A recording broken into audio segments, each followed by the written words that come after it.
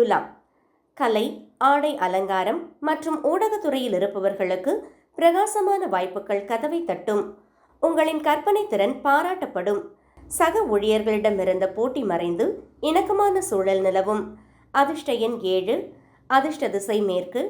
வழிபாடு துர்க்கை அம்மனுக்கு விளக்கேற்றி வழிபட தடைகள் விலகும்.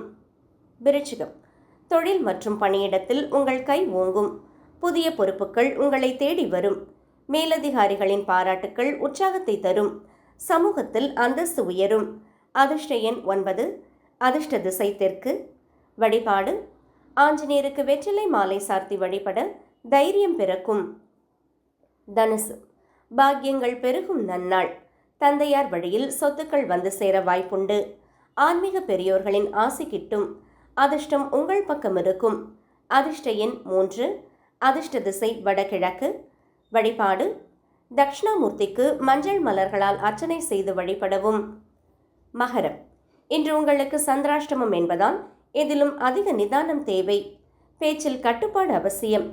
புதிய முயற்சிகளையோ அல்லது முக்கிய ஒப்பந்தங்களையோ இன்று தவிர்க்கவும். அதிர்ஷ்ட எண் 8. அதிர்ஷ்ட திசை வடக்கு. வழிபாடு காலபைரவரை வணங்கி மிளகு தீபம் ஏற்று இன்னல்கள் குறையும். கும்பம், வாழ்க்கை துணையுடன் இருந்து கருத்து வேறுபாடுகள் நீங்கி இணக்கம் ஏற்படும். புதிய தொழில் ஒப்பந்தங்கள் கையெழுத்தாகும். பொது வாழ்வில் இருப்பவர்களுக்கு புதிய பொறுப்புகள் தேடி வரும். அதிர்ஷ்ட எண் 8. அதிர்ஷ்ட திசை மேற்கு. வழிபாடு பெருமாளுக்கு துளசி அர்ச்சனை செய்து வழிபட மகிழ்ச்சி நிலவும். மீனம், எதிர்ப்புகள் விலகி உங்கள் கை ஓங்கும். ஆரோக்கியத்தில் இருந்த மந்தநிலை மறைந்து சுறுசுறுப்பு கூடும். உத்தியோகத்தில் சக ஊழியர்களின் ஒத்துழைப்பு முழுமையாக கிடைக்கும். அதிர்ஷ்ட எண் 3.